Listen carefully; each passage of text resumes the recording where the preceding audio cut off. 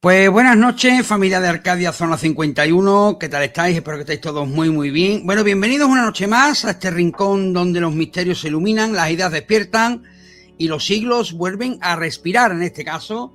Y hoy dejamos atrás la oscuridad de la Edad Media para cruzar el umbral que cambió el rumbo de la humanidad, el Renacimiento. Vamos a adentrarnos en esa época maravillosa que ya tuvimos la suerte de abrir una ventanita a esa época con nuestra invitada Rosa Paz Ladrón de Guevara, con su maravilloso libro Mientras me recuerden, seguiré vivo. Y estamos hablando de un tiempo en el que Europa abrió los ojos, el arte recuperó su voz y la ciencia desafió lo imposible y el ser humano se colocó por primera vez, se puede decir que en el centro del universo. Estamos hablando de una época, por supuesto, de genios, de revoluciones en silencio, de nuevas preguntas y viejas certezas que empezaron a resquebrajarse. Un momento histórico donde el mundo dejó de ser lo que era para convertirse en lo que sería. Y para guiarnos en estos caminos, que no siempre fueron tan luminosos como los libros de historia nos cuentan, tenemos el honor de recibir a una amiga ya de esta casa, por supuesto, alguien que conoce estas etapas como quien hubiera viajado por ella, Rosa Paz Ladrón de Guevara, historiadora, divulgadora y una de esas voces que hacen que la historia deje de ser un texto y se convierta en toda una experiencia. Rosa, bienvenida a tu casa. Hola, buenas noches a todos. ¿Qué tal? Bueno, pues que como digo, es una época de cambios, una época de, como hemos titulado, el paso de la oscuridad a la luz. Y bueno, Rosa, ¿podemos hablar realmente de un salto, entre comillas, de la Edad Media al Renacimiento o fue un proceso más lento y complejo de lo que solemos creer? Bueno, yo creo que ante todo hay que recordar, antes de entrar en el Renacimiento, la famosa Edad Media. Partimos de un periodo histórico que duró 10 siglos, es decir, empezó con la caída del Imperio Romano y luego terminó más o menos, porque depende del país, terminó con la llegada de Colón a América en el 1442. Entonces, en la Edad Media, así resumiendo, hubo dos periodos, la alta y la baja. En la baja, el estudio arquitectónico y la manera de vida, digamos que era el gótico, y en la alta era el románico. Entonces, tú me has hecho la pregunta del salto famoso de una burrada, porque a mí me parece una burrada de periodo, al Renacimiento. Entonces, no fue ni mucho menos un salto rápido, ni brusco, fue poco a poco porque en cierta manera se convirtió en un proceso muy gradual y muy complejo porque era muy complicado pasar de, por ejemplo, además tenemos la idea de que la Edad Media es todo oscuridad y eso es mentira, es mentira, porque lo que pasa que, claro, hay que pensar en esos largos días, en esos largos meses, en esos largos periodos históricos dentro de la Edad Media, en lo que pasaban muchas cosas. Nos hemos, por las películas o en el colegio nos enseñaba que era eso, la oscuridad de las iglesias, con el románico, que solo entraba luz por una ventanita, esos muros, esos pueblos tan sumamente sucios, porque no había obviamente ni alcantarillado ni narices. Entonces, cómo vivían los campesinos, obviamente el régimen que vivía ahí, los jefes, digamos, era el régimen feudal y estaba dividido en tres, digamos, estamentos.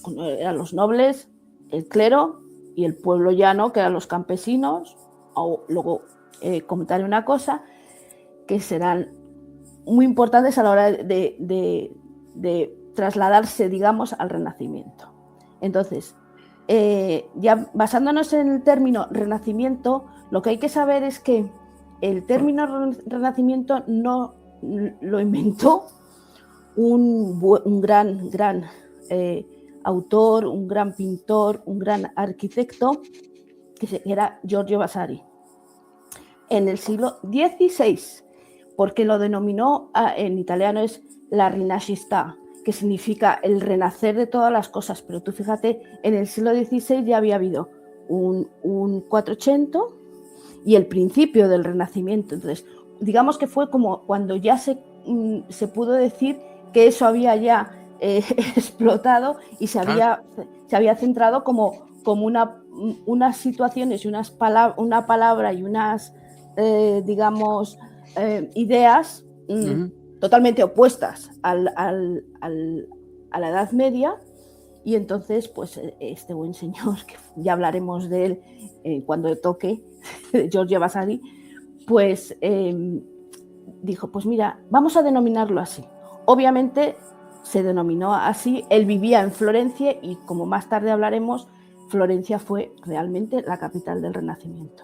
Entonces, en teoría y en práctica, la transformación fue muy, pero muy progresiva y costó mucho porque digamos que eran los polos opuestos a la hora de vivir, de la religión, de las ciudades, etcétera, etcétera, del arte, etcétera, etcétera, etcétera.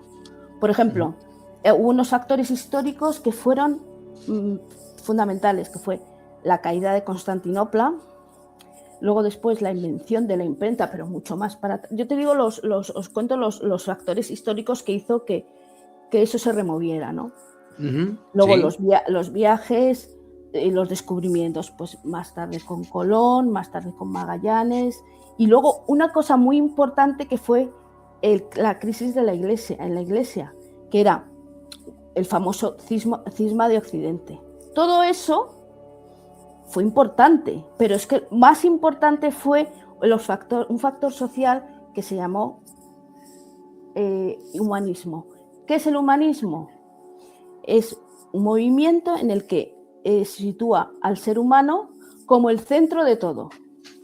Lógicamente, en la Edad Media, el que era el centro de todo era Dios.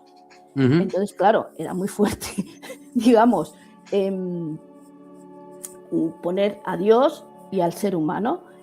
Y entonces, pues, al poner al ser humano en el Renacimiento, pues empezó a valorar la dignidad del ser humano, la razón del ser humano y todo lo que podía dar el ser humano a ese periodo.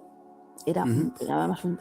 Entonces, luego hubo otro factor económico que fue que de esos, digamos, campesinos que vivían en pequeñas villas, en pequeños pueblecitos, pues dejaron el campo y se fueron a las ciudades, pero de eso ya hablaremos más tarde. Y se fundaron ciudades, etcétera, etcétera, etcétera. Durante el principio del Renacimiento también había muchos intercambios culturales. Porque O sea, perdona, Rosa, estamos hablando también en este también de un cambio en los valores de la vida cotidiana de la gente común, de la gente del pueblo. Totalmente, o sea, fue como, más tarde hablaremos de cómo las ciudades y cómo nació lo que se llama burguesía, pero que eso ya, yo te estoy haciendo primero como un resumen, ¿no?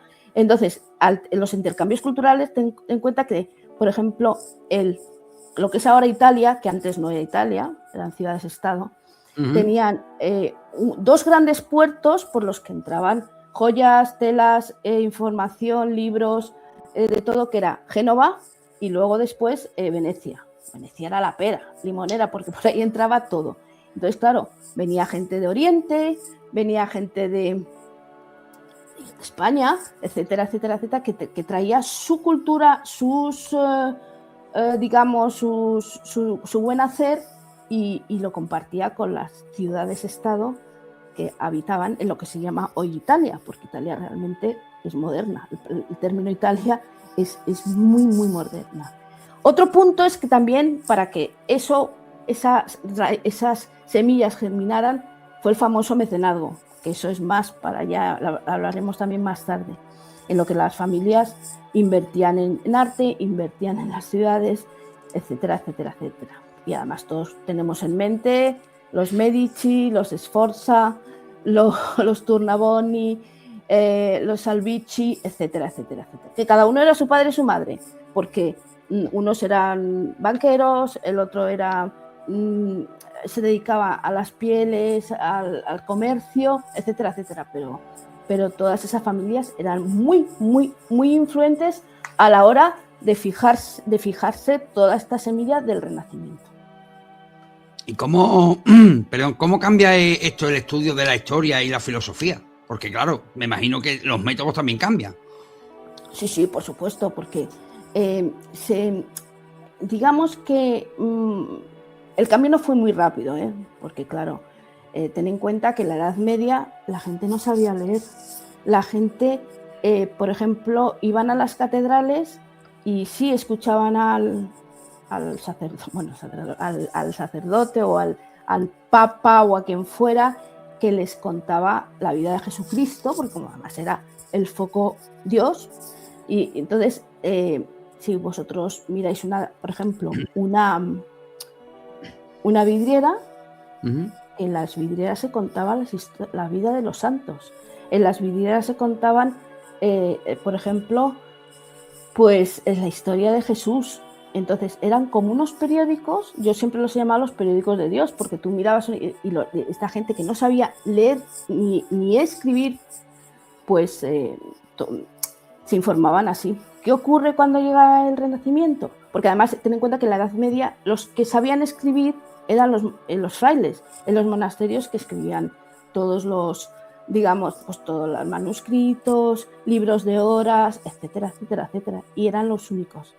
El pueblo llano escuchaba, y estaban metidos pues en su trabajito. Además, ten en cuenta que una cosa, que el pueblo ya en la Edad Media funcionaban con el sol. ¿Sabes? Que no era lo típico que decías, bueno, pues ya nos levantamos pues como el gallo. Se levantaban, hacían su trabajito, depende de lo que trabajaran, o etcétera, etcétera, etcétera. Entonces se acostaban con... ¿Qué ocurre? Que toda esta gente que se mueve, porque es que fue como un movimiento migratorio, la verdad, se mueven a las ciudades, por ejemplo, pues en Florencia, empezaron a, digamos, a valorar y a construir unas zonas que veían que en una ciudad se podía vivir mucho mejor y aprender. Entonces, había como un querer saber, y a todos los niveles, no solamente filosófico, no solamente comercial o digamos artístico, porque eso era importante. Entonces, digamos que se crearon escuelas, se crearon bibliotecas, se crearon mucho tipo de, digamos, zonas para aprender. ¿Pero qué se aprendía en esta época? Porque claro, tú puedes decir, pues anda que no hay para aprender. La gente que vivió en el Renacimiento no se fijaba en la Edad Media, sino que se fijaba en Roma, en los textos, bueno, en Roma, en Grecia, con todos los famosos filósofos que intentaban, poco a poco, todo esto poco a poco, porque ya te digo que el cambio fue brutal. Que intentaban... Estamos hablando de una. No olvidemos que veníamos de estar 10 siglos, 1000 años en la Edad Media, ¿eh? Sí, o sea, que no eran 2 días. Claro, porque por ejemplo el Renacimiento son 3 siglos, pero es que en la Edad Media eran 10. Que obviamente todo esto iba creciendo, porque mira, hemos llegado hasta ahora, hoy en día, y fíjate todo lo que tenemos por detrás, ¿no? Y entonces era... al meter todo tipo de tecnologías, digamos, de construcciones, de forma de construir, o lo que te decía de los filósofos, pues eso fue germinando en las ciudades-estado y se empezaron a crear pues, distintos colegios, universidades, academias. La Academia de Platón era importantísima en Florencia. ¿Y qué pasa? Que la gente empieza a aprender, la gente empieza desde pequeñitos empiezan a leer, y eso en un pueblo era impresionante, porque ya miraban, digamos, como con otra imagen todo lo que tenían que crear, y todo lo que tenían que saber.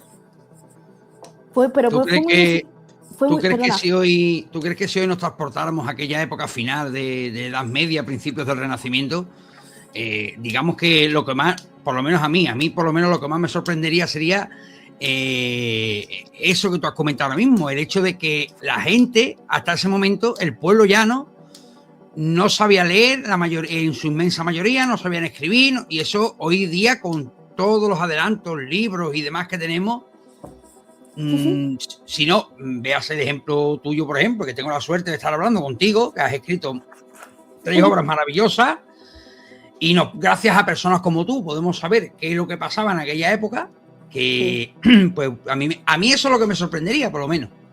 Me dejaría, vamos. Pero hay una cosa que olvidamos, que fue los llamados gremios. Los gremios se fundaron en la Edad Media. O sea, no pensamos que llegó el Renacimiento y había gremios de pintores, de agricultores. No. Mientras se construían esas catedrales, mientras se luchaba en el campo, mientras se afrontaba, digamos, la peste famosa, porque también eso influyó mucho, pues la gente se unió en pequeños gremios que eran como los sindicatos de ahora. De tal manera que si tú eras del gremio de los canteros, por ejemplo, tenías que darte de alta en la ciudad donde trabajabas y obviamente pagar una cuota y después si querías trabajar tenías que presentar un permiso, vamos, diciendo, oye, fulanito de tal, yo pertenezco al gremio de los canteros, de los farmacéuticos, de los médicos, etcétera, etcétera, para poder trabajar. O sea, tú no ibas aquí y decías, ala, venga, me voy a poner a picar la piedra porque yo me llamo Pepito y sé mucho de cantería, ¿no? ¿Entiendes? Y entonces esos gremios, digamos que se trasladaron al Renacimiento y tendrán mucha importancia en el futuro del Renacimiento, los gremios. Entonces, lo que dices tú, si piensas, madre mía, ¿qué te puedes encontrar en la Edad Media que te sorprendiera? Pues era eso. O sea, además ten en cuenta una cosa, en la Edad Media todo era muy lento. Los viajes, las guerras, digamos que no había las excentricidades que luego va a tener el Renacimiento. Luego también los desplazamientos, es que había que echar bote y merienda para llegar a un sitio, que si los caballos no había, no había aunque muchas calzadas romanas se conservaban, bueno, se siguen conservando, pues ellos iban lentos hasta que llegaban, no sé qué. Luego había muchas enfermedades, la peste negra es que se cargó a mogollón de gente en Europa, ¿no? Luego la higiene de las ciudades, o sea, olores, bichos muertos, las calles eran, por ejemplo, a nivel, si nos centramos por ejemplo en Florencia, el Ponte Vecchio, en la época del Renacimiento, eso eran calles, que es el puente más viejo de la ciudad, se salvó de que los nazis lo dinamitaran, eso eran carnicerías, y entonces las vísceras se tiraban al río.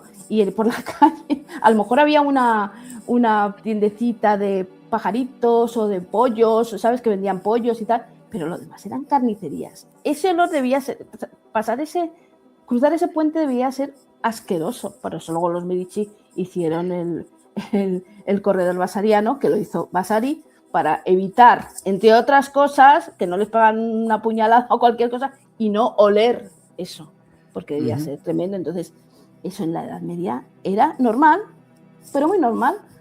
Hay un libro de Umberto Eco que retrata muy bien la Edad Media, que es El nombre de la rosa. Sí. La escena de la película cuando desde el castillo se tiran los restos de comida a la calle y todo el pueblo se echa encima. Claro. Es que ten en cuenta que no era, por ejemplo, a nivel digamos, campesinos. Te venía una mala época y no tenían que comer. Esa gente, digamos que la tercera, los pobres, no es que no eran pobres tampoco, había de todo, pero la gente pasaba mucha hambre y cocinaba muy poco. Entonces, ¿qué ocurría en los monasterios? Se comía muy bien. Los frailes comían bien, lógicamente, y ya en los castillos no te quieren ni contar. Entonces, claro, necesitaban sobrevivir. Por eso, bueno, pues lo miras como ahora que dices, es que el campo es muy sacrificado y no me da grandes beneficios, porque hay sequías, porque hay plagas, porque hay, yo qué sé, de todo. Entonces, por eso emigraron la gente a las ciudades. Así que... la época, obviamente, si hablamos de salseo histórico, la que tiene más es el Renacimiento, ¿verdad? Es donde se puso más de moda este término, nosotros lo llamamos así modernamente, pero la que tiene más salseo histórico es el Renacimiento, ¿verdad? Sí, pero por ejemplo en la Edad Media había mucha guerra, estaban todo el día peleándose, o sea, es una cosa tremendo. Luego había, acuérdate de la Guerra de los 100 años, es que decías, me voy a dar, yo qué sé. Luego también la peste negra y luego las revueltas de los campesinos, porque claro, al no tener... Además, había que pagar diezmos, había que pagar impuestos para poder vivir dentro de lo que cabe en los pueblecitos, al señor feudal. Recuerda esa historia, ¿no?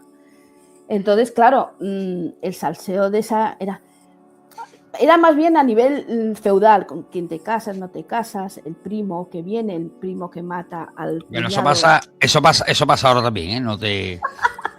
Sí, ya, pero tú imagínate esa corte, ay, que viene, pues le voy a envenenar porque me cae mal y entonces a lo mejor viene el hijo del primo que va a ser el rey ahora, porque había muchos reinos en la Edad Media. Así, eso sí, gustaba mucho en esa época envenenar y cazarse con los primos. Totalmente. Eso le encantaba a esta gente. Luego después, sí, porque además decías, bueno, pues venía no, pues que mira, yo creo que me caes mal, te miro mal y entonces pues te mato. O sea, no había, sí. lo que es la guerra, el matar a gente era normal en la Edad Media, así de claro, porque, y luego había mucha envidia y todo el tema de la pobreza, es que era muy desigual hasta los monjes. Y además ya sabes que, por ejemplo, tú nacías en una familia noble y el primer hijo tenía que irse como pues el descendiente oficial, digamos, de ese, digamos, familia noble. El segundo se tenía que ir a la iglesia por narices, entonces se tenía que digamos, pues nombrar, bueno, muchos llegaban a obispos y cardenales y todo esto, pero tenías que irte a él. Y el tercero, bueno, si tenías 3 hijos, pues decías, bueno, pues mira, haz lo que quieras, ¿no?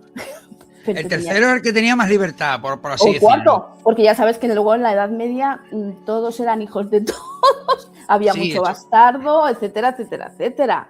Es que tampoco... Entonces luego en el Renacimiento también seguían en guerras, porque al tener las ciudades-estado, que luego hablaremos de ellas, tenían envidia, no sé qué, no sé. Pues mira, ahora me apetece irme y te voy a conquistar Pisa, por ejemplo, o me caes muy mal y entonces voy a mandar mis tropas, o el Papa va a mandar sus tropas a no sé qué, a reconquistar tal, ¿no? Entonces pues había mucho salseo ahí, pero las intrigas del palacio, como se suele decir, las intrigas políticas y las intrigas culturales en el Renacimiento fueron la pera.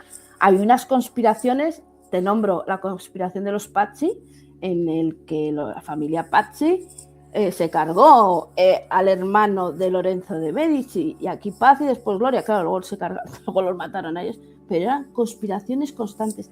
Había probadores de comida, es decir, tú decís, vivo en un palacio precioso, tengo todas las frutas, tal, pero tú me pruebas la comida y si te mueres es que me querían envenenar, ¿no?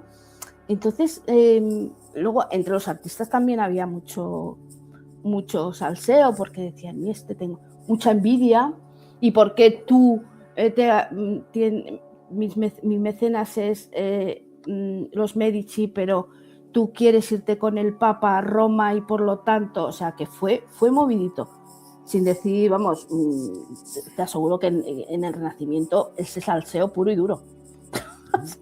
No, sí, ya vimos un poquito cuando hablamos de Leonardo, entre Leonardo y Miguel Ángel, por ejemplo, pero sí, que sí. Hay más, no, eso no se quedó ahí. Eso hombre, fue fíjate, vamos a ver. La punta del iceberg solo, ¿eh? Tú fíjate, yo cuando pienso en la conjura de los Pazzi, que era pura envidia, se llevaban bien de pequeños los hijos de, y jugaban juntos, pero cuando crecieron tenían envidia. Y entonces luego había los Pazzi era la familia principal, y luego los que apoyaban a los Pazzi, que luego cargarse al hermano, a Giuliano de Medici, en la misa de Pascua. Imagínate en esa catedral, que yo que cuando entró a la catedral, me acuerdo de eso, o sea, es que aquí mataron a un hermano de Lorenzo de Medici, y Lorenzo se salvó porque se metió en la sacristía. Entonces, lo que pasa es que, claro, luego después esta gente se tomó la revancha y les mataron. Luego, por ejemplo, otro cotilleo así, salseo, es lo que pasó con Savonarola. Savonarola era un fraile, San Marcos, que en teoría era súper bueno, súper educado, se ganó la confianza de los Medici y al final los echó. Luego volvieron, pero los echó y quemaron, porque las famosas que hablábamos el otro día, las ruedas de las vanidades, que es que dices, todo esto, porque eres así, porque estos cuadros son lujuria y tal, los vamos a quemar, los libros, los textos, o sea, increíble lo de, pero vamos, tremendo. Oye, ¿por qué? Bueno, equivocadamente llamado Italia, porque en aquella época ya hemos dicho que Italia no existía como tal, eran ciudades-estado, pero bueno, nosotros para ubicar a la gente vamos a decir Italia. ¿Por qué aquella zona, Italia, y en especial Florencia, se convirtió en el foco inicial? ¿Por qué crees tú que fue precisamente Florencia, en el foco inicial de este cambio? Pues mira, muy fácil. Creo que era, lo primero, la situación geográfica. Más o menos Florencia está en el medio. No tiene grandes barreras arquitectónicas para, por ejemplo, en Milán tienen los Apeninos, los Andes y demás, ¿no? Los Apeninos, perdona, los Andes. Los Apeninos, es que me acabo de acordar de Marco. Y entonces Venecia tenía costa y Roma estaba demasiado abajo de Italia, digamos, lo que era el esto. Entonces, la situación geográfica era perfecta, porque llegaban de todos sitios a ese punto. ¿Qué ocurre? No había grandes, digamos, bueno, el Arno era un río muy, muy potente y de vez en cuando tenían, ¿cómo se dice?, inundaciones. Luego, Florencia había sido, en la época de los romanos, un centro de relax para los gladiadores que terminaban su trabajo digamos, en Roma, pues el emperador los mandaba a Florencia a relajarse. ¿Qué se construyó en Florencia? Como un campamento romano, pero de lujo. Y en Florencia había sus baños, su coliseum, y además la típica distribución de los campamentos romanos, que eran, como digo yo, en cuadrícula, ¿no? Entonces creció mucho y eso se iba manteniendo, aunque se iba creciendo. Ya sabes que las ciudades, como digo yo, crecen hacia arriba, pero hoy en día se puede ver, por ejemplo, en el Batisterio de Florencia, en lo que es la base del Batisterio, hay tumbas romanas y tú ves las lápidas romanas, por ejemplo, ¿no? Entonces fue creciendo y Florencia se llenó como, digamos, de un buen rollo en la que todo el mundo quería ir. También recibía pues la típica herencia del mundo, como te he dicho, mundo clásico del Imperio Romano. Fue una ciudad o un asentamiento, vamos a hablar así, aunque se llamaba Florencia, Firenze, llegó a ser la más rica de Europa porque tenían mucho comercio. Llegaban del Mediterráneo, el comercio, o de Oriente, con lo que te he dicho antes. Se estableció la banca en Florencia. O sea, el mundo de la banca, nos reímos, pero fue impresionante. O sea, impresionante. Ahora vamos al banco y decimos, fíjate, o aunque por ejemplo, los cheques, ya sabes que los templarios fueron los que fundaron los cheques, los que daban los cheques al portador, ¿no? Pero Florencia fue brutal. Luego, en esa ciudad, digamos que se empezó a producir mucho textil, mucha lana. Los lavaderos de lana del Arno eran famosos, o sea, famosos. Había una especie como, pues eso, lo que era un lavadero. Luego también las pieles, las famosas pieles, también se trataban allí, la seda. Entonces, todo esto llegó a unirse y aparecieron los famosos mecenas, como te he dicho antes, que financiaban a los artistas, creaban las bibliotecas, también estaba con los eruditos, también hacían obras públicas, porque una ciudad para que progrese tiene que tener obra pública. Claro. Canalizaciones, edificios, por ejemplo, la Galería de los Uffizi, y ya me estoy metiendo en otra cosa que hablaremos en otra ocasión. La Galería de los Uffizi no era un museo, era el ayuntamiento, digamos, ¿no? Entonces, ten en cuenta que todo eso, veían que las ciudades no se asfaltaban, se empedraban, pero bueno, se canalizaban, las casas eran ya más mejores, empezaban a haber edificios públicos de uso público, pues por ejemplo, como creo que hablamos del Hospital de los Inocentes, en donde todos los niños que aparecían, que no querían, porque había mucho bastardo también, como te he dicho antes, se los llevaban allí y los cuidaban. Entonces, tú luego podías ir a por tu hijo o no, o se daban adopción, que lo hizo Brunelleschi, por ejemplo. Luego había pues muchas, digamos, pequeños negocios, que gracias a esos pequeños negocios apareció la burguesía. Porque claro, hasta la época en la Edad Media no había burguesía, como hemos hablado antes, ¿no? Entonces, pues claro, una nueva clase social que se encargaba de, obviamente todo con los gremios famosos, que decían, uy, pues imagínate, voy a dedicarme al comercio de la lana o al comercio de las pieles, porque además ya sabes que Florencia es muy famoso, sigue siendo famoso por el comercio de las pieles. Pues ponía su casita, se construían muchos palazos, muchísimos, porque te vuelvo a decir, había muchas familias, digamos, de la alta sociedad y muchos palazos, y todo el que quería triunfar se iba a Florencia. O luego a veces no triunfaban, porque lo que buscaba la gente era, pues eso, los mecenas, que oye, mira, yo quiero hacer esto, yo quiero hacer lo otro. Por ejemplo, Brunelleschi fue un acto de fe el construir la cúpula, porque hay otra característica, que todos los artistas de esta época se fijaban en la Italia clásica. Y entonces, el Panteón de Roma, Brunelleschi, por ejemplo, se fue al Panteón de Roma, y digamos, esa cúpula que hay en el Panteón de Roma, que era obviamente romano, él hizo sus estudios, y es lo que intentó realizar en la cúpula de Santa María. Lo que llama Panteón es lo que llama mucha gente la primera iglesia de Roma. Sí, y además que sigue intacta, o sea, que además sí. Es la pera, o sea, yo es que flipo. Y entonces, ¿qué ocurre? Que Cosimo de Medici le sufragó todo eso, y decían, oiga, pero verdaderamente se va a sujetar, porque claro, es que esa cúpula es es brutal, es brutal. Es como, bueno, es que son dos cúpulas, ya sabes.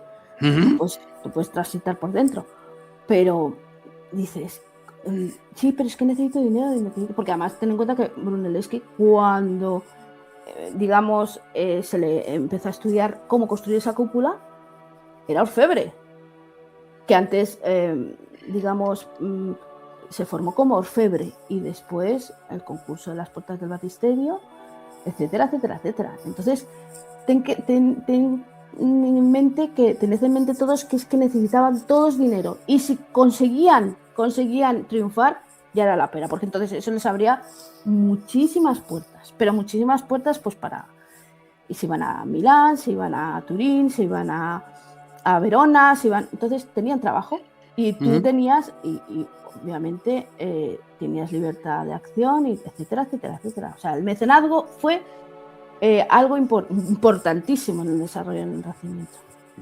Oye, la competencia entre las ciudades-estado me imagino que sería también grande, y esto es algo que, digamos, favorecía al avance, ¿no?, de este cambio cultural.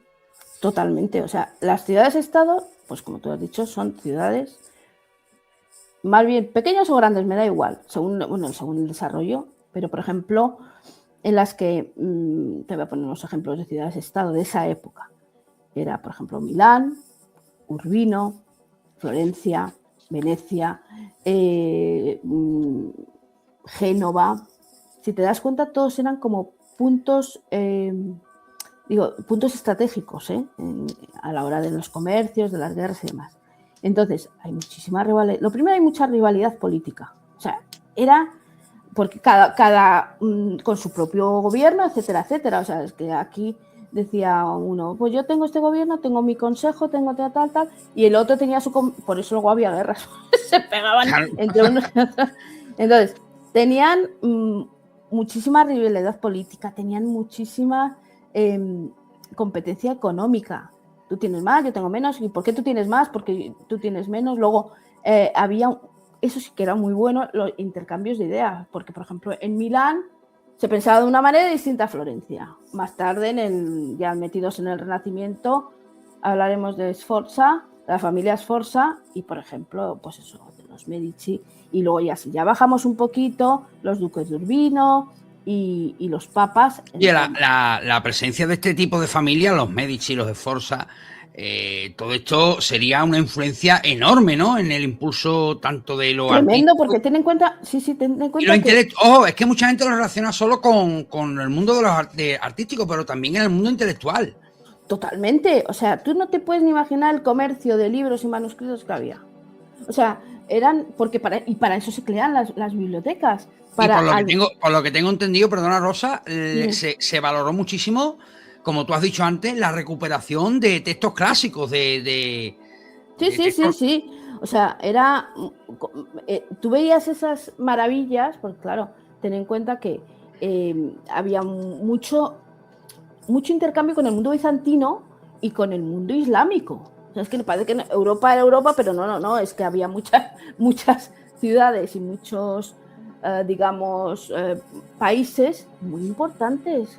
Constantinopla, la caída de Constantinopla hizo que muchos de los textos bizantinos y demás emigraran.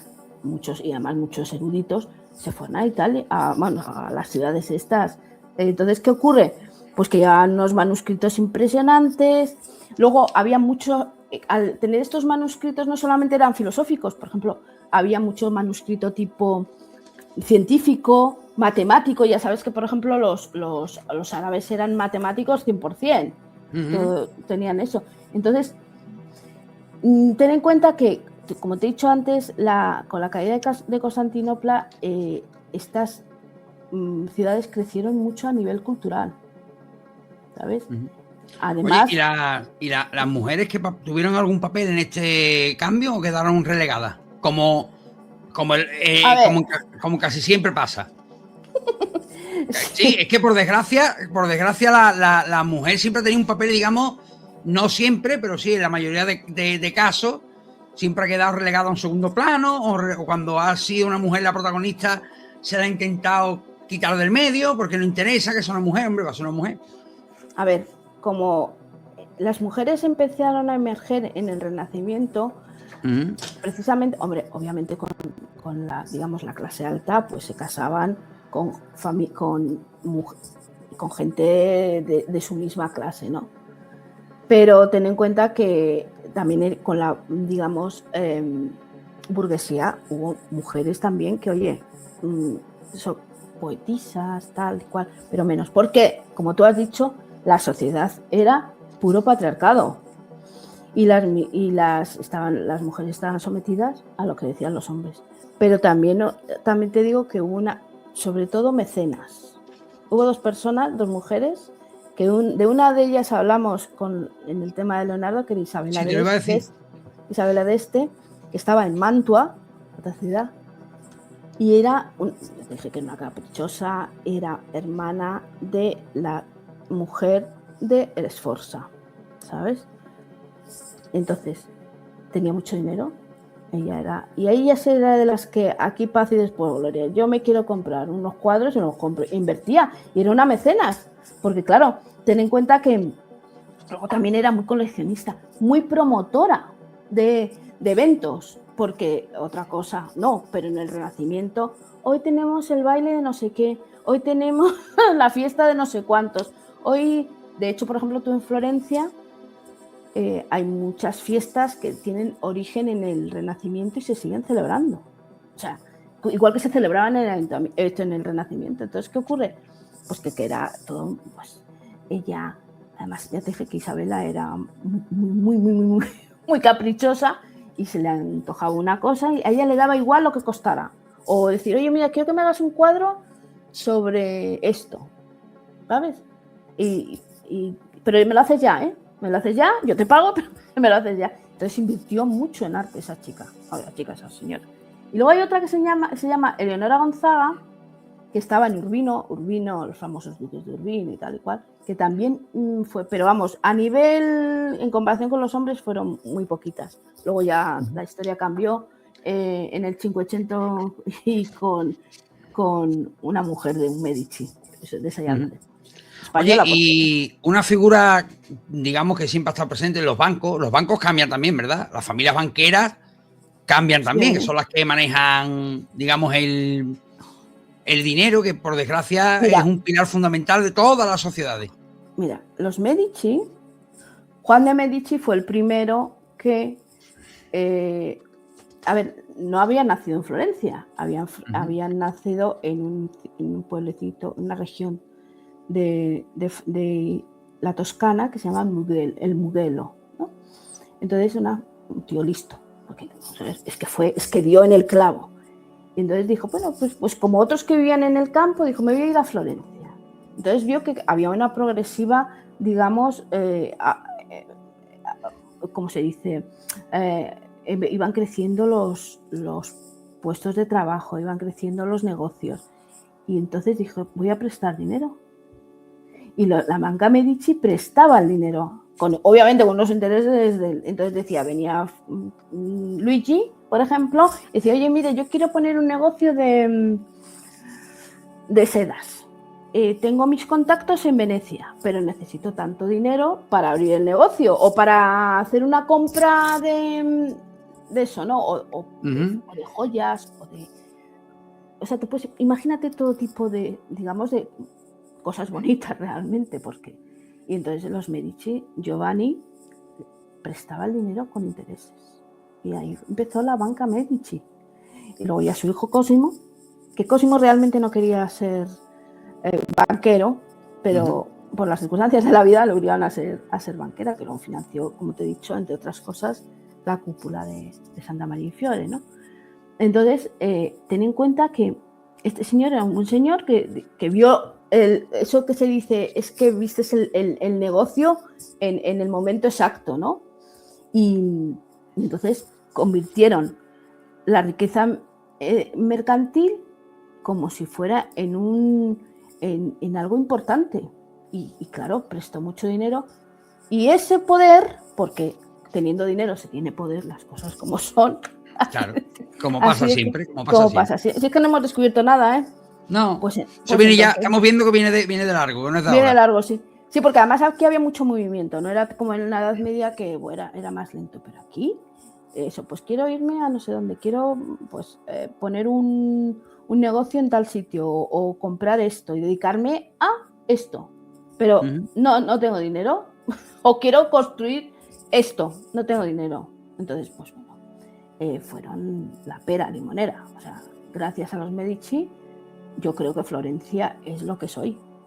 Porque luego hubo una cosa, ya a finales de la familia, que Ana María, que fue el último miembro de los Medici de ahí, que estaba en Florencia, quiso antes de morir que todo lo que se había construido durante todo el 480 y 580 se quedara en Florencia. Y se firmó un acta y nadie podía sacar nada de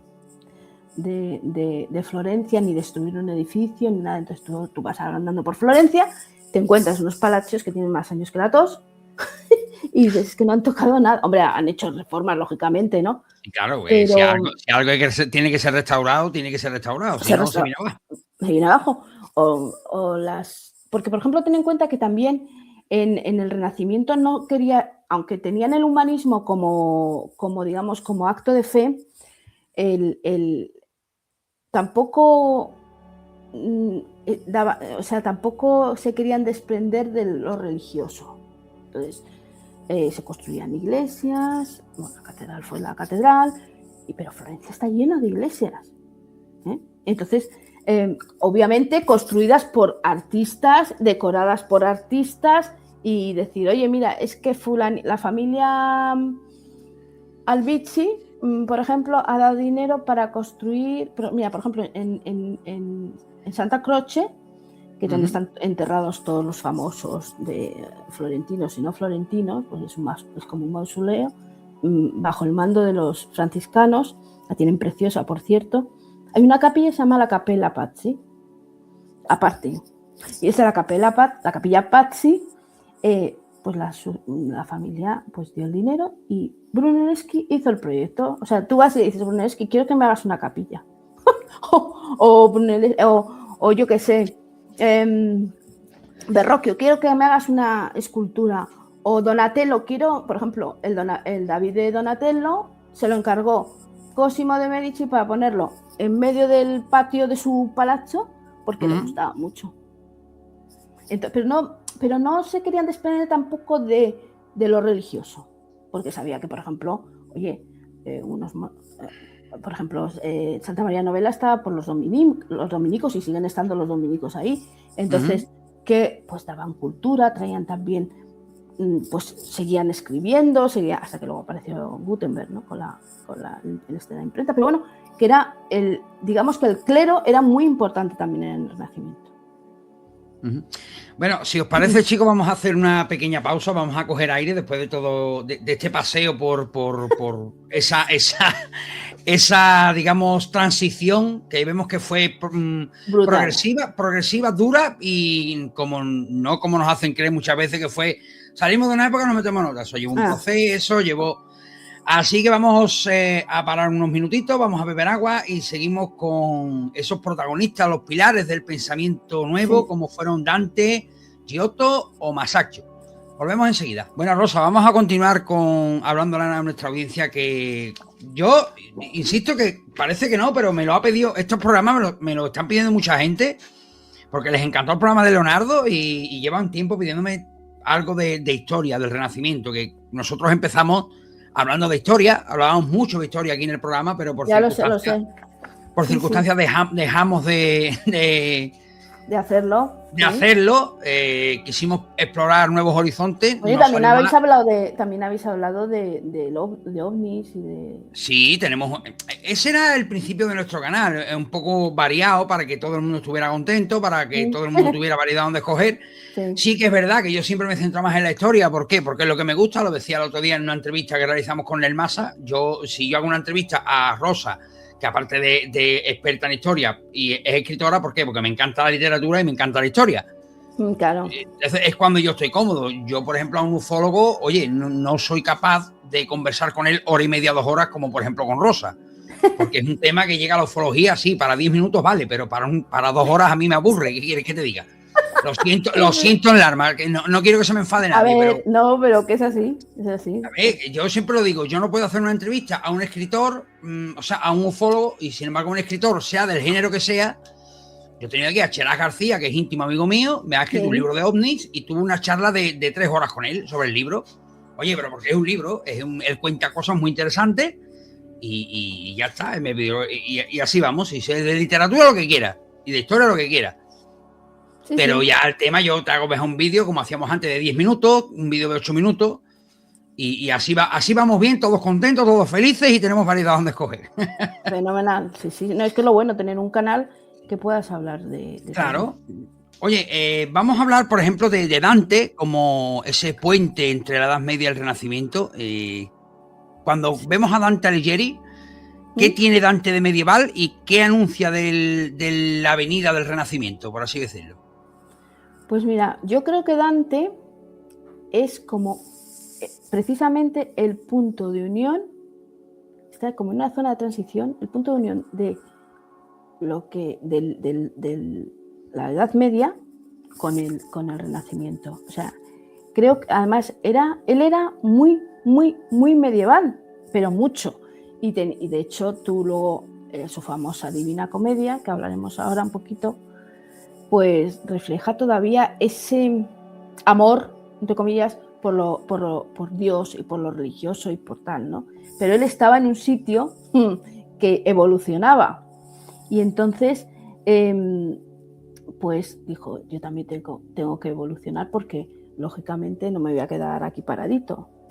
Además, ya sabemos que Dante se enamoró de su Beatrice y, bueno, sufrió mucho, etcétera, etcétera, etcétera. Pero bueno, De hecho, la famosa el hijo puta fue de la Edad Media hasta para morirse, ¿sabes? Porque esa tradición de la máscara mortuoria cuando tremendo. Cuando O sea, muere, además, que por cierto se conserva hoy día, tal como pero, se refleja en la película Inferno en el libro de Dan Brown, Inferno, que habla de sí. la máscara de Dante, en fin.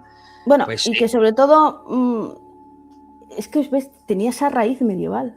O sea, era, digamos que con Dante se inició el cambio hacia, digamos, el hombre, el humanismo, como figura principal y como una cultura clásica. O sea, tú ten en cuenta que él estaba en medio, escribía, pensaba y actuaba como una persona, como con la mentalidad totalmente medieval. O sea, era como, ¿qué te voy a contar? ¿No? No, pues yo hago esto, yo voy a describir ahora la famosa Divina Comedia, que era como, vamos, que hay que tener hay gente que la lee y que lo encuentra maravilloso. De hecho, a ver, las películas te lo cuentan todo un poquito como distorsionado. Yo siempre he dicho que mejor coger el libro y ya a partir de ahí. Sí, pero y además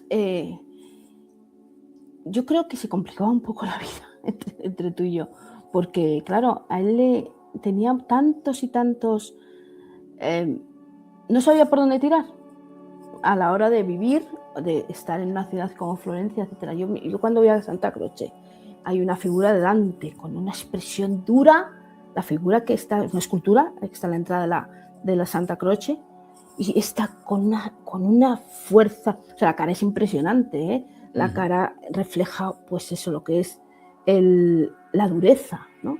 Y me diciendo, y ahora acá aquí, la otra que no le hacía acá. Fíjate, el otro día estaba hablando con un amigo mío de allí de Florencia, que Beatrice se apellidaba Portimari, ¿no? Y han hecho en el palacio donde vivía su familia, porque ya sabes que todo eso se va heredando, ¿no? Bueno, pues se lo han vendido creo que a unos creo que japoneses o chinos o no sé qué es, pero vamos, con mucho dinero, han reformado el palazzo y han hecho un hotel impresionante. Pero ahí había vivido esta chica. Entonces, todo es como que se sigue guardando la historia y la gente, por ejemplo, a Dante le adoran en Florencia, porque fue como un precursor, porque rompió con muchos esquemas, pero al final seguía siendo medieval. Entonces ya sabes que, bueno, la Divina Comedia, que dividió en infierno, en purgatorio y en paraíso, tú fíjate, tres digamos, bloques totalmente religiosos. Por ejemplo, en el infierno estaba la justicia divina, la alegoría del pecado, el camino a la redención. En el purgatorio era, obviamente, la purificación del alma, la esperanza, etcétera, etcétera, etcétera. No sé si tengo yo por aquí en el canal, creo que lo tuvimos pendiente de hacer y se quedó pendiente, pero yo la Divina Comedia la tengo que tener por aquí, sí, por la estantería. De hecho, ya te digo, y del infierno de Dante lo estás describiendo, Rosa, estupendamente bien. Sí. Y luego sí el paraíso, que es la maravilla, la maravilla, entre comillas, pues esa, iba a ser beato siempre, ibas a tener una sabiduría divina, ibas sobre todo a tener el amor de Dios. Entonces, claro, tú imagínate, es que parece que lo que estuviera escribiendo un sacerdote, y Dante no era sacerdote, pero era todo además con alegorías, típica de la Edad Media. En la Edad Media había mucha alegoría donde cada palabra tiene un significado trascendente. Es que era todo trascendente en este hombre. Luego también Dante se apoyó mucho en Santo Tomás de Aquino, fíjate. Entonces, Santo Tomás. Y luego también tenía pensaba cómo era la sociedad, que quería que fuera una sociedad ordenada y con jerarquía y que sobre todo se obedeciera, pero es que estaba viviendo en un lugar que todo eso no iba a existir, la forma de vivir de los florentinos en el Renacimiento no tenía nada que ver a la forma de vivir de los florentinos en la Edad Media. Entonces ten en cuenta que fue ya te digo que le adoran, de hecho hay excursiones, paseos para ir te van enseñando todos los sitios donde estaba Dante y te hablan entonces además es muy gracioso, yo tengo una amiga que lo hace y se viste como si fuera pues una dama del Renacimiento y luego su marido es el que hace de Dante, entonces te va contando la historia pero en Florencia, paseando, pues esto tal, pues esto cual, y es muy gracioso porque claro, como van vestidos así, son tremendos. Pero yo creo que fue un gran escritor y que... digamos y uno de los pilares, por supuesto. Es que fue un pilar a la hora de escribir. O sea, digamos que de escritores Dante no tiene, parangón. Oye, y Giotto como precursor de una nueva forma de representar la realidad, ¿qué innovaciones llegó a introducir en este proceso? Pues mira, Giotto fue, como tú bien dices, un innovador 100%. ¿Por qué? Porque vamos a imaginarnos todos cómo era, por ejemplo, la pintura en la Edad Media. Tú miras además yo aliento a la gente para que vaya y mira y que busque pinturas medievales. Tú ves una virgen, te digo una virgen como tanto en frescos como en un cuadro y son figuras planas, no tienen vida. Entonces todo es plano, no tienen, digamos, expresiones de sentimientos, no tienen, ¿cómo te diría yo? Todo es rígido, no. Eso es la Edad Sí, Media. es verdad, que la gente le puede sonar, pero es que es verdad. Entonces, poco a poco Giotto fue dando volumen a estas figuras, pero poco a poco, porque claro, una tabla con una virgen con el niño o una representación de Adán y Eva en un fresco que no se movía, o sea, es que, a ver, para buscar la pintura, para disfrutar de la pintura, tú te tienes que imaginar que esa gente tenía cuerpo, o sea, lo que estaba representado tenía cuerpo, pero es que, ya te digo, era pura rigidez y no tenían, no mostraban eso, ni emociones, ni nada, solo cogía a la Virgen, la niña lo cogía en brazos y ya está, y era la Virgen de no sé qué, o el santo de no sé cuántos.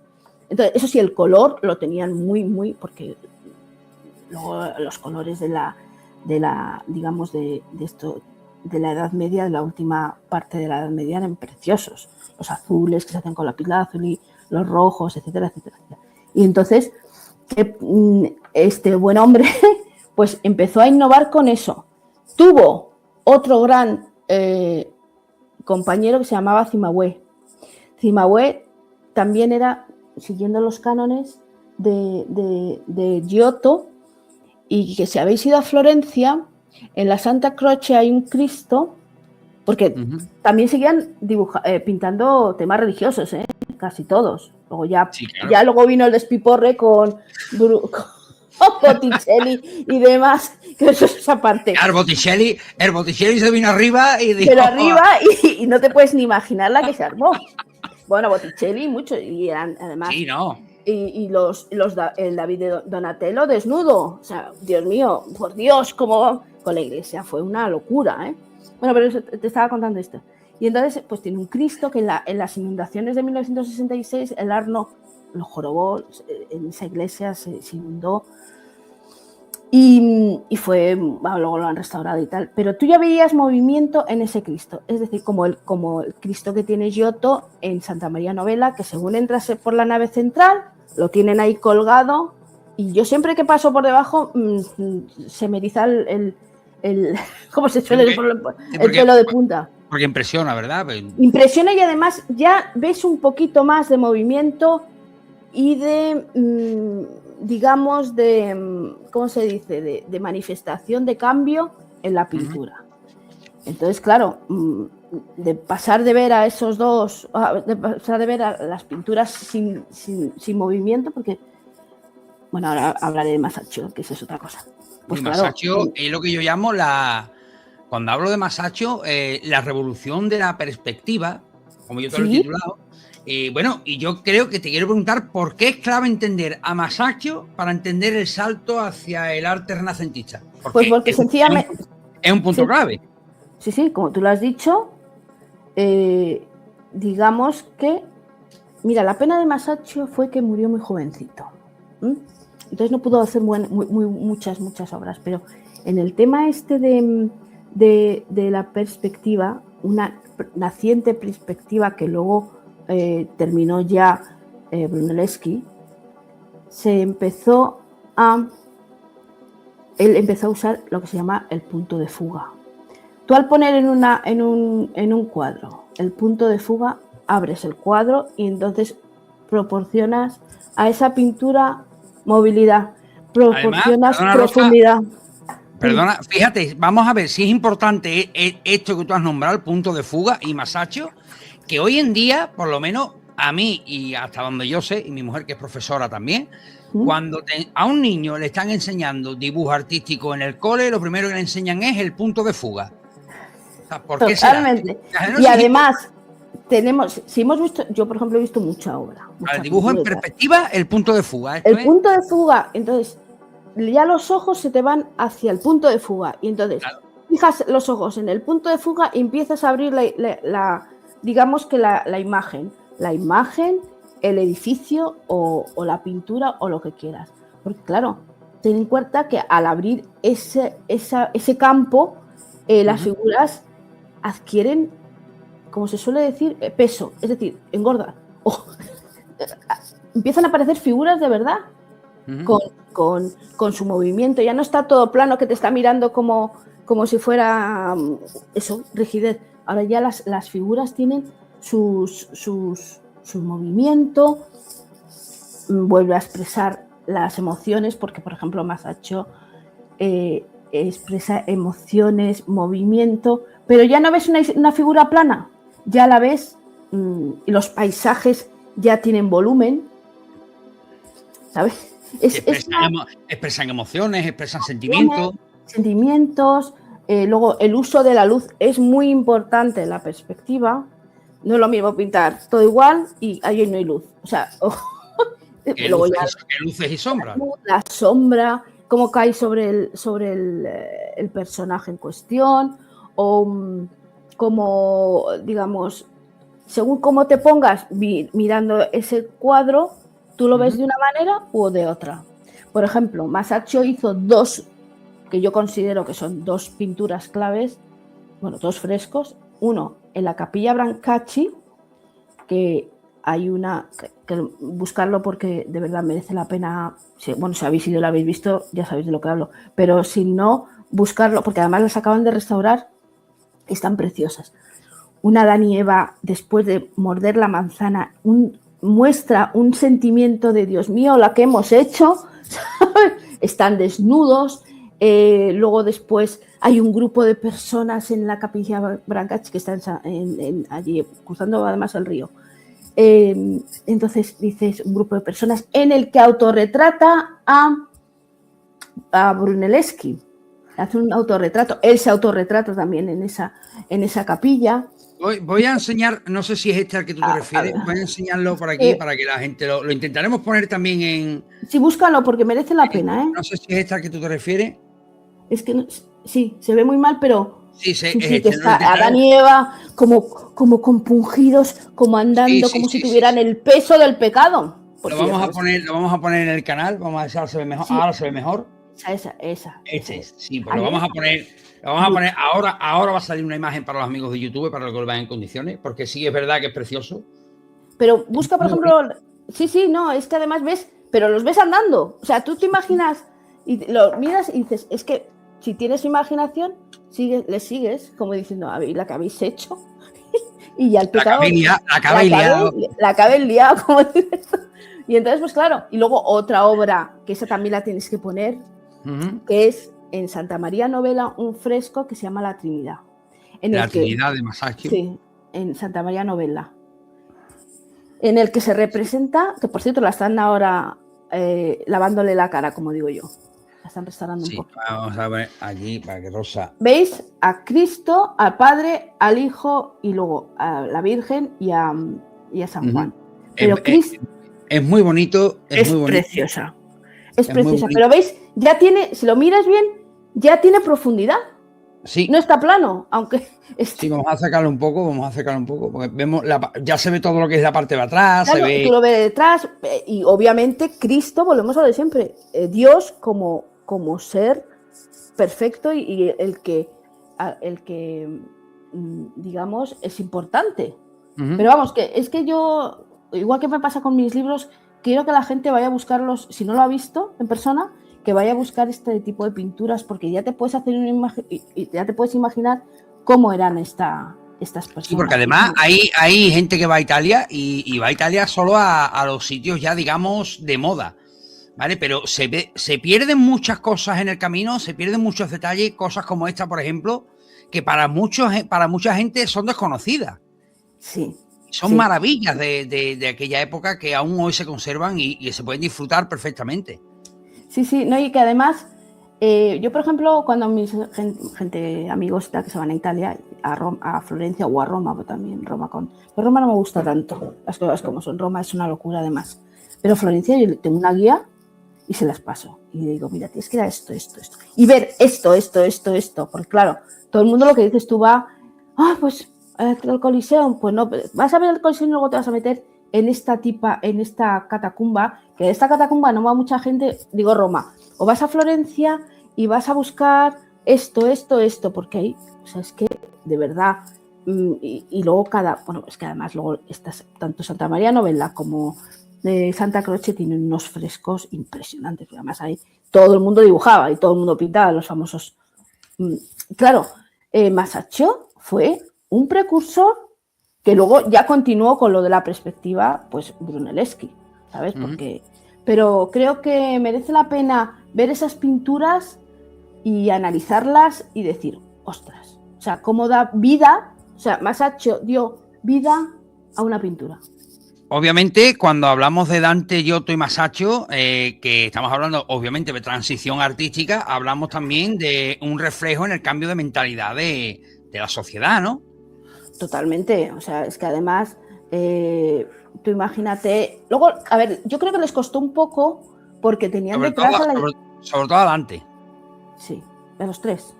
A ver, tú imagínate que la iglesia, lo que hemos hablado antes, tú ves de repente que los pintores, Masaccio pintó un desnudo, dos personas desnudas.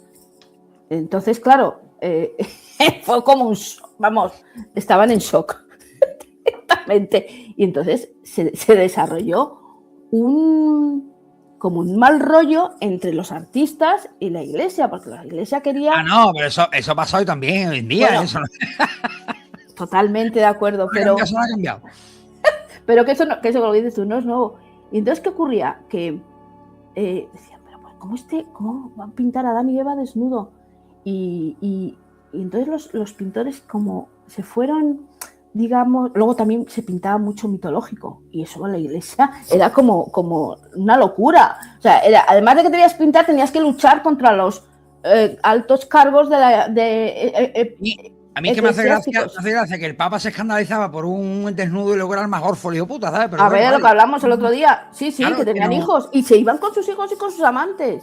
Pues te digo que luego llegaba Masaccio o Giotto y te pintaba un desnudo y se echaba las manos. Sí. Ya lo te digo con Brunelleschi, con Botticelli, que Botticelli era viva la ese era el Pedro Almodóvar de la época, ¿no?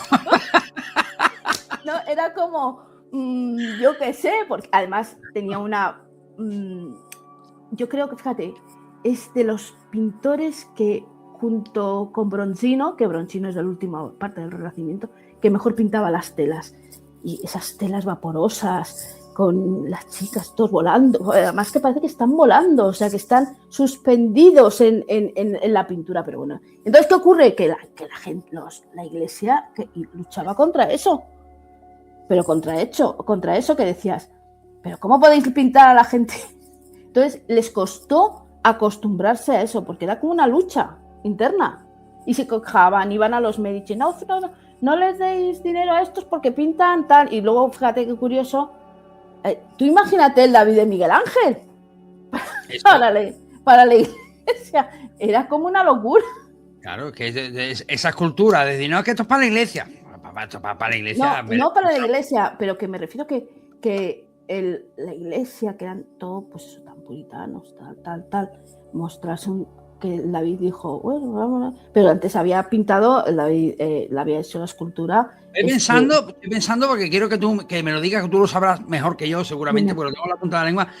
¿No hay un papa que dicen que se volvió loco y se dedicó a capar los genitales de todas las esculturas del Vaticano y que por eso hoy en día están cubiertas algunas con hojas de parra? Sí, no, pero no fue a esculturas. Bueno, sí fue esculturas, es que no recuerdo qué papa era, pero la Capilla Sistina, durante muchísimos años, las partes sexuales de los hombres, de Dios, digo, de Adán, está totalmente tapada. Estuvo tapada y luego le quitaron el velo que le habían puesto. Es que, claro, entiéndeme, que es que no puedes. En esa época no se podía mostrar las partes a un desnudo, era pecado. Porque, claro, la iglesia era un estamento también en el Renacimiento. Oye, y los talleres de formación florentinos, digamos que era como salvando. A ver, yo cuando hablo de los talleres de formación florentinos, me imagino que era como el Real Madrid de la época, ¿no? O sea, allí se formaban los mejores, por así decirlo, ¿no? En Florencia. El Betis también. Vamos a hablar de Betis. A ver, normalmente se llamaban, bueno, y se siguen llamando botegas, ¿no? Eran unos talleres que, digamos... Se siguen formando artistas en Florencia hoy día. Sí, claro que sí, hay unas escuelas muy buenas, pero muy buenas. Como pasa, claro, tú ahora lo ves, es como estudias, si estudiaras Bellas Artes, pero yo tengo una amiga que se fue a Florencia a estudiar pintura, y estuvo ahí en Florencia, entonces sí, pero se llamaban, en el Renacimiento se llamaban botegas, y digamos que el jefe siempre era un artista ya reconocido. Es decir, por ejemplo, Leonardo estuvo con Verrocchio. Verrocchio era el que tenía el taller, y entonces tenían que ser todos de renombre los que llevaban los talleres. No se entraba por tu cara bonita ni porque eras hijo de... Bueno, había algunos enchufes, pero bueno, normal, como ahora. Tú tenías que mostrar, entrabas de aprendiz, los que querían estudiar, y entonces tú tenías que pasar unos exámenes para entrar. O sea, solo para entrar. Para entrar. Además, eso no era todo mogollón, era gente muy... O sea, digamos que el artista principal, dueño del taller, los elegía porque les había puesto todo tipo de trabajos, tal, a ver cómo, ¿no? Y de hecho, muchos se formaron en estos talleres en los que estudiaban teoría, practicaban con todo tipo de materiales, pintaban, les mandaban limpiar los pinceles, les mandaban barrer el suelo, o sea, era todo como ir a comprar los pigmentos, era todo como, digamos, una escuela. Durante un tiempo tú estabas allí y tenías que ser especialista en todo, es decir, bueno, o tomar, digamos, es como cuando tú estudias el bachillerato y dices, pues mira, ahora llego a bachillerato y tengo que elegir ciencias, letras o mixtas, ¿no? Y entonces allí pues decía, pues mira, tú se te da muy bien digamos que la escultura, pues tú aunque ya sabes dibujar, porque además si no pasabas, o sea, y te podían echar perfectamente del taller. O a ti se te da muy bien la pintura, pues nada, fenomenal, pues la pintura tú vas a ser un buen pintor, pero tú vas a saber también esculpir algo, ¿sabes? O sea, era digamos, una escuela en la que aprendías de todo, o sea, pero de todo. Muy polifacética, por así decirlo. Sí, y a lo mejor te tirabas, pues los niños, los aprendices entraban con 9, 10, 11 años y salías con 17. Ahora, pero salías que sabías hacer de todo. Sí, y además, como siempre, es lo típico. ¿Dónde has estudiado? Pues mira, yo he estudiado en el taller de Verrocchio. Yo he estudiado en el taller, por ejemplo, nuestro amigo Botticelli estudió en el taller también de Verrocchio. Entonces, sí. Entonces, entiéndeme, tú llevabas como no un certificado, bueno, te tenías que dar de alta también en el gremio de los pintores, en el gremio de los escultores, etcétera, etcétera, para poder trabajar. Pero, por ejemplo, en el caso de Leonardo, pues estuvo con Verrocchio mucho tiempo, muchísimo tiempo. Porque entre otras cosas, tú cuando vas a dibujar o vas a pintar o vas a hacer un proyecto de arquitectura, tienes que saber dibujar. Ahora no, ahora esto lo de AutoCAD, bueno, tienes que saber utilizar el AutoCAD para hacer un proyecto de arquitectura. Pero allí no, tú a mano alzada y a correr, ¿no? Entonces, claro, o te diseñabas porque decías, pues mira, me apetece diseñar un reloj, y tú aprendías a diseñar relojes. En esa época había ya relojes, etcétera, etcétera, etcétera. Entonces, eran unos lugares, yo me lo imagino, y además eran edificios grandes. Por ejemplo, en la zona de arriba, en el último piso, vivían los aprendices. En el patio había todo tipo pues encontrabas la zona de los escultores, la zona de los pintores, la zona de los grabadores. Luego había otra zona que era las cocinas, porque claro, tú ibas a pensión completa. Claro. A los talleres, ¿no? Entonces, por ejemplo, Verrocchio no le gustaba que los chicos se fueran por ahí de cachondeo, porque claro, todo eso daba muy mala fama si te metías en un lío. El problema.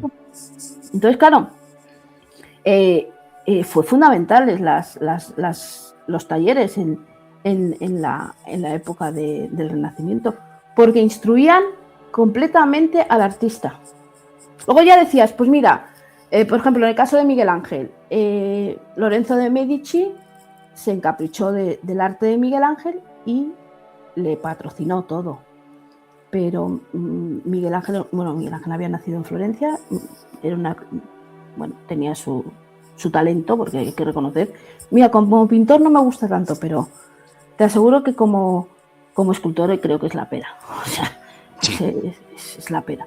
Y entonces, pues nada, tú hayas terminado un taller, has salido del taller, pero ahora fíjate, es que además fue un paso, yo te voy a proteger y te voy a pagar todo lo que me pidas. Y, por ejemplo, Miguel Ángel se fue con el Papa al Vaticano, porque era otro Medici, y entonces hizo pues la piedad y demás cosas.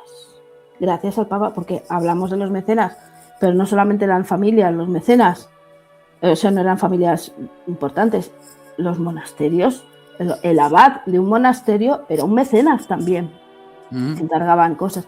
Y luego después los papas eran, sobre todo en Roma, lógicamente, donde estaba el papado, el Vaticano, pues eran otros mecenas. Y toma, esto para que me construyas tal, o para que me hagas tal, o porque... Y así. Podemos decir entonces, Rosa, que el Renacimiento sin estas tres figuras, Dante, Giotto y Masaccio, no hubiera sido igual, ¿verdad? No. Hubiera sido, yo creo que más... Es que además luego también se atrevieron. Ten en cuenta que hay que tener narices para romper con unos cánones en los que era todo rectitud. No te pases, porque a lo mejor te pueden meter en la cárcel, te denuncian y te meten en la cárcel por romper las normas eclesiásticas, etcétera, etcétera, etcétera. Por ejemplo, creo que te lo conté en el de Leonardo da Vinci. Leonardo, entre otras cosas, escribía al revés, para Sí. que o tenía sus diseños con muchas cosas, con la lista de la compra, y de repente te dejaba en la lista de la compra una fórmula para que la iglesia no cotilleara y ni le pusiera trabas. Entonces, claro, fue un cambio tremenda. Antes de pasar al último bloque, vamos a parar otro poquitín, vamos a coger aire porque la verdad son muchos datos, muchas cosas. Ya me lo advirtió Rosa cuando decidimos hacer este programa de 3 bloques.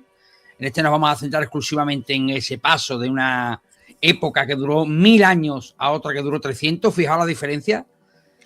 Y seguimos con el último bloque en el que hablaremos del mecenazgo, de la ciencia, por supuesto, el conocimiento y bueno, pues haremos un breve anuncio de lo que se viene para el segundo bloque.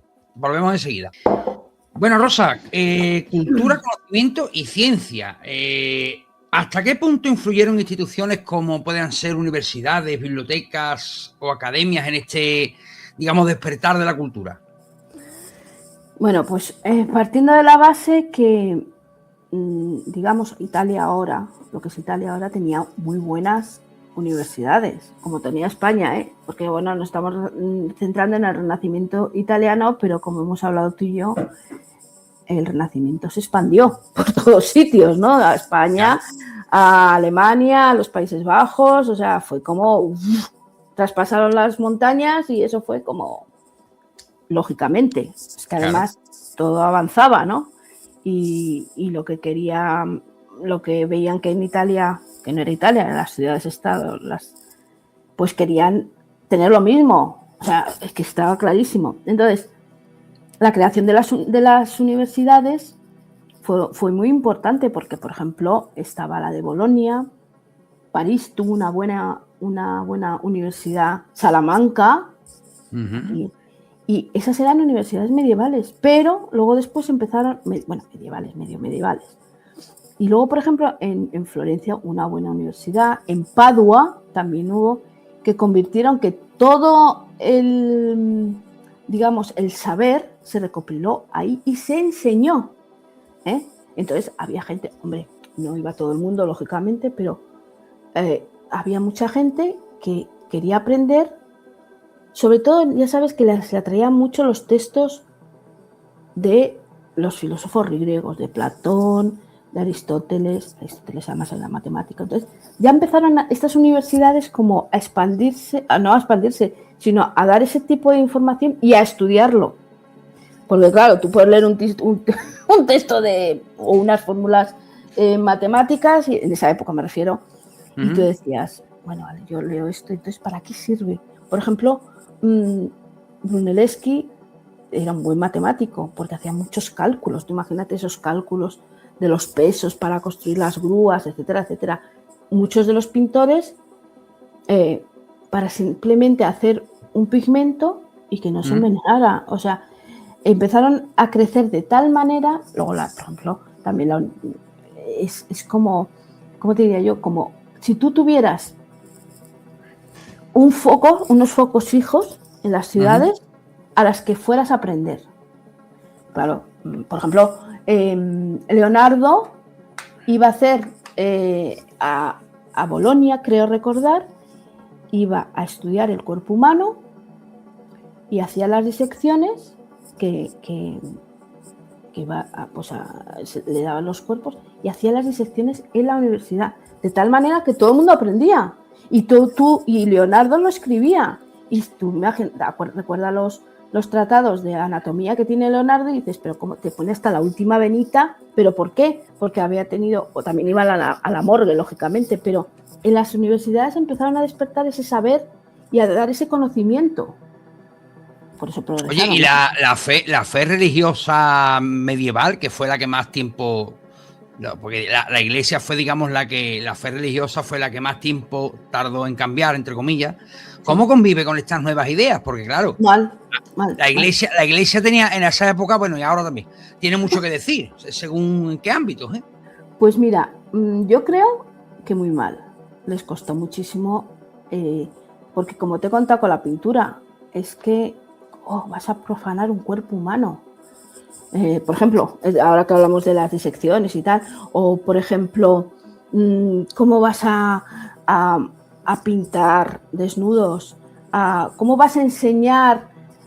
Porque tú acuérdate que los modelos en las universidades, por ejemplo, de pintura, estaban desnudos y tú hacías cuadros, los estudiantes pintaban a los modelos desnudos. Pues eso, la Iglesia. ¿Y cuándo deja la Iglesia de verlo? O sea, el punto de vista, la curiosidad científica, ¿cuándo deja la Iglesia de verlo? A ver, la Iglesia siempre, yo creo que se ha tenido que amoldar lógicamente a los tiempos, pero con mucha lentitud.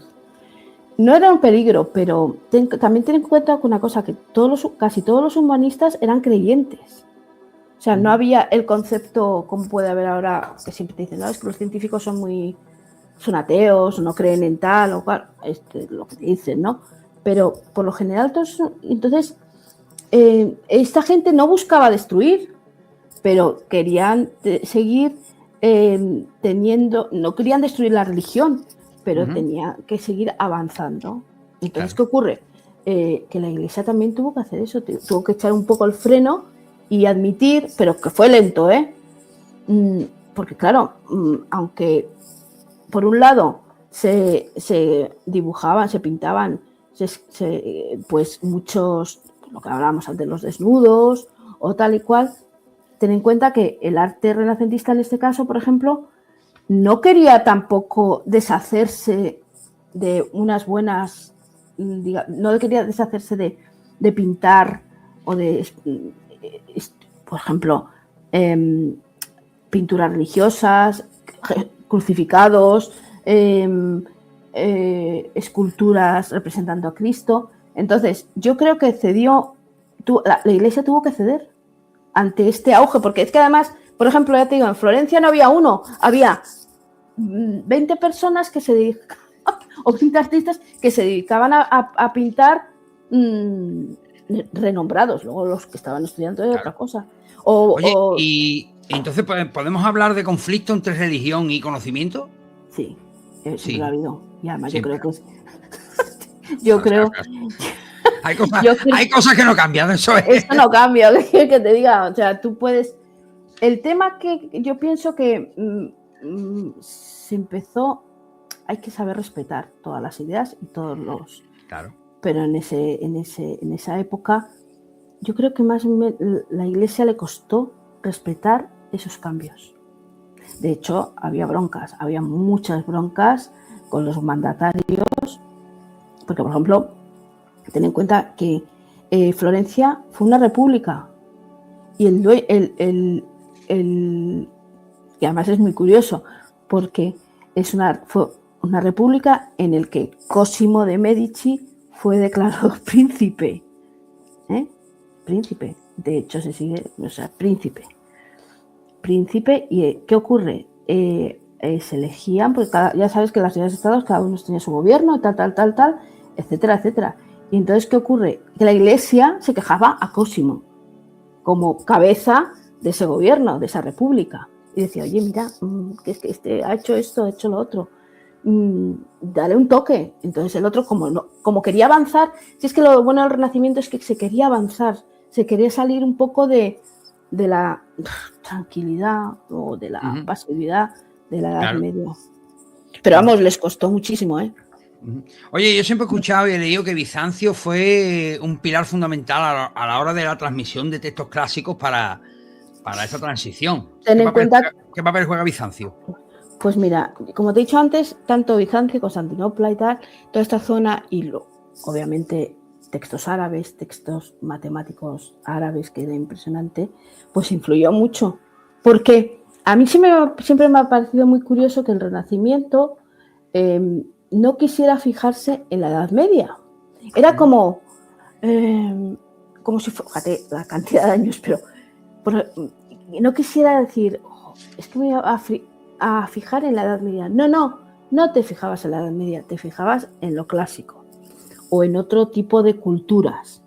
Y entonces, claro, lo que te he dicho antes, cuando cayó Bizancio, mucha gente de allí, eruditos, familias, etcétera, salieron, como se suele decir, por patas, porque no y tuvieron la suerte de llegar a Venecia y a muchos puntos y se establecieron de allí, porque además estos trajeron esos textos clásicos y gracias al Imperio Bizantino los manuscritos griegos se conservaron. Que luego, bueno, muchos desaparecieron, como te puedes imaginar, ¿no? Sí, claro. Eso ha pasado, por desgracia, a lo largo de la historia de la humanidad, siempre. Y también pasó, por ejemplo, salvando las distancias, con la gran biblioteca de Alejandría, que yo estoy seguro de que si no se hubiera quemado, bueno, otro gallo nos hubiera cantado la historia. No, ¿seguro? Y seguro. O sea, a ver, las circunstancias de la época, tal. Pero si es que además yo estoy convencida que muchas cosas están por ahí enterradas. Mira, hoy he estado viendo una cosa en Florencia que estaban haciendo unas obras de canalización del gas o de no sé qué historia y apareció un trozo de muralla que conectaba con una puerta y entonces ya se han parado las obras porque esa muralla era de la época de antes del Renacimiento sí, antes, y entonces ya se para. Entonces, ¿qué ocurre? Que lo que dices tú de Alejandría y de muchos sitios más, o sea, se han salvado pues porque se tenían que salvar, pero otros han perdido. Y en la biblioteca de Alejandría, que yo creo que acaparaba muchísima información, muchísimo saber y muchísimos datos, que luego los hemos sabido hacer aquí, claro que sí, o los han sabido hacer en otras épocas, pues por supuesto que sí, pero es que el saber es tan antiguo, la gente estudiaba, pues además que no tenían televisión, como digo yo, y no tenían otra cosa que hacer, y era el estudio, o si no eras militar, y la vete a matarte gente, pero el estudio... o te hacías intelectual o te ibas a matar gente, eso es... A matar gente, entonces claro, ten en cuenta que eso era fundamental, y tuvieron la gran suerte que pudieron huir mucha gente, y esos textos se llevaron a Italia, pero vamos, esa caída de Constantinopla debió ser la locura. Además es que eran guerras, o sea, eran y deshacer todo. Y bueno, como ahora por ejemplo cuando pasó que yo a mí es que destrocen el patrimonio mundial me pone muy nerviosa, ¿no? Por ejemplo, cuando pasó la guerra en Afganistán, que destruyeron todo tipo de ruinas de no sé qué, y tú dices, ¿pero qué habéis hecho? Y lo tiraban porque representaban figuras humanas y lo han jorobado. O sea, todo eso a mí me duele mucho. ¿Qué quieres que te diga? Porque... Claro, a ver, como amante de la historia, como amante de todo lo que viene siendo la cultura, la verdad, cuando tienes tu razón, por lo menos lo que nos gusta la cultura, lo que nos gusta la historia, cuando vemos que se destroza algo relacionado con la historia y que guarda una historia y que guarda simbología de la humanidad, pues duele y fastidia, porque ahí se ha perdido conocimiento. Totalmente. Es que además yo creo que la historia es base de la vida, o sea, el conocimiento es la base de la vida. Tú puedes tener la cultura, o sea, a mí me parece muy bien que sepas mucho de matemáticas, de informática y demás, pero ten cultura general y ten cultura porque es que llevamos mucho para atrás, ¿eh? Nosotros somos, fíjate cuántas generaciones y cuántos cambios en la vida de un país, pues que cualquier país, estoy hablando ahora en general, y entonces hay que culturizarse y enseñar a los niños a culturita, vamos, es mi punto de vista. Y entonces, sí. Igual que gracias a Dios tenemos en España un patrimonio brutal, que mucho de ello no se cuida, eso ya te lo digo. Y pues, que lo diga. No, tú vives en una ciudad y tú con patrimonio cultural, tú vives muy cerca de Mérida y tal, entonces, pero cualquier cosa, pues hay que enseñar a los niños desde pequeños, de una manera muy instructiva, que no se aburran, porque hay profesores de historia que te la manipulan, o profesores normales, y enseñar, pues mira esto, ¿os acordáis de esto? Y entonces contarle la historia de su país, pero no, porque es que luego odian la historia, y tú dices, pero vamos a ver, si tú es que estás aquí y tú estás haciendo ahora esto porque muchos siglos atrás existieron muchas, en España, digo España como Italia, como en Alemania, como lo que sea, existieron muchas civilizaciones que trajeron de otros sitios del mundo esto y esto. porque España tela marinera. Sí. Y tu tierra tela marinera. ¿O no? Más todavía. Porque madre mía, y de esos aprendemos, pero es que además desde hacer un polvorón, o sea, es que tenemos una base cultural brutal y la gente no quiere aprender. Ni sentirse orgulloso, porque esa es otra historia. Yo me siento muy orgullosa de lo que tengo y de lo que tengo como país y de lo que ha habido en este país. Y ya no nos metemos en grandes, digo en general. Es que vas a un pueblito por ahí, por ejemplo, se me está ocurriendo ahora, vas a Zamora o a Palencia y hay un románico brutal y se están cayendo las iglesias.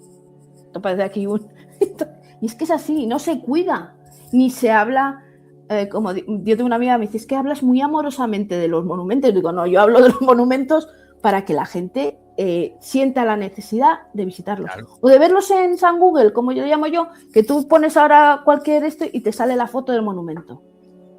Y punto. Es que eso de que se destroce el patrimonio me pone muy nerviosa. Sí, la verdad que es lamentable que siga habiendo personas que lo destrocen y otras que permitan que se caiga a trozos. Eso. O pasa en muchos sitios de España que por desgracia. Y los robos en. Vas a una iglesia, los saqueos, que tienes una iglesia con unas figuras o con unas esculturas, digamos, barrocas y desaparecen y luego pío que yo no sé, lo venden. Enriquecerse me parece muy triste, de verdad. Pues sí. Oye, ante el auge del humanismo, ¿qué reacciones iniciales tiene la iglesia cuando ve que esto va para arriba? Pues mira, yo creo que tiene lo de siempre, si esto es la pescadilla que se muerde la cola, tiene unas reacciones de como si los otros fueran el demonio. O sea, esos cambios como diciendo, ¿qué van a hacer esta gente? Estamos hablando de un momento en el que cambia todo, la representación de Dios, del ser humano, de la naturaleza. Sí. O sea, ten en cuenta que han estado desde, hombre, no, el Imperio Romano, ya sabes que tenía muchos dioses. Sí, demasiado. Demasiado. Yo creo que se aburrían de tanto dios. Y los egipcios... Un dios para todo, ¿verdad? Para todo. Los egipcios pues también tenían muchos dioses, etcétera, que yo lo respeto, o sea, que me parece... Porque eso también forma parte de la cultura, ¿eh? Y entonces... ten en cuenta que el Imperio Romano había cristianos, que casi siempre los mataban a los pobres, y luego ya pasaron otra vez, pues eso, es que, por ejemplo, los monasterios fueron un foco tan importante de resurgimiento de la religión que claro, el mogollón de tiempo que estuvieron, que cada vez se construían muchos monasterios, ahora están vacíos, pero antes estaban llenos porque sabían que iban a comer, la gente se metía ahí e iban a aprender también una profesión, que era, por ejemplo, pues, mira, una profesión, por ejemplo, curar con hierbas, eso lo hacían los sacerdotes, digo, los monjes, muy bien, plantaban sus plantitas, sabían los remedios naturales, hacían los mejunjes para que el peregrino se lo diera y todas esas cosas, y entonces aprendían cosas. No te quiero ni contar los que iluminaban los textos, esos libros de horas tan perfectamente hechos, que yo decía, pero si es que no hay luz, con la velita al lado y coloreándolo y poniéndolo y no sé qué, no sé cuántos. Entonces, toda esta gente aprendía mucho y claro, luego después cuando ya era sota, caballo y rey, y cuando viene alguien y dice, es que ahora es sota, caballo, rey y el hombre. Y Dios sigue estando, pero el hombre también. Y al hombre hay que magnificarlo. Porque... Yo es que creo que a la iglesia lo que le sienta mal es que realmente el ser humano se le empieza a dar un papel protagonista, claro. a veces incluso poniéndolo al nivel de Dios. Sí, sí, porque había gente, sí, como en botica, había de todo, sí. Y entonces, claro, es decir, oye, llevamos siglos haciendo esto, contando esto, hablando de esto, y ahora ¿qué vas a venir? ¿Tú ibas a ser como más que Dios? Eso, Por ejemplo. Eso molesta. Mucho. Molesta. Pero luego lo admitieron. Sí, claro, luego ya a lo largo de la historia pues ya van admitiendo ciertas equivocaciones, como mencionamos también en el anterior programa. La Iglesia, lo primero que se posiciona en contra de la ciencia, de yo no sé qué, pero 2 de los telescopios más grandes del mundo están en el Vaticano. O sea que Sí. algo pintan ahí, ¿no? No, y yo creo que también la Iglesia se dio cuenta de que no era todo malo. Claro.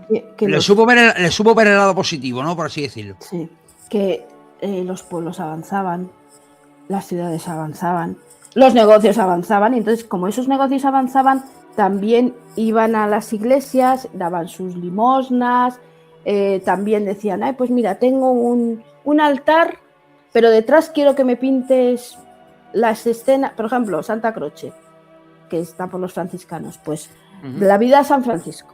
Entonces venía fulanito, que era muy importante, un pintor, se tiraba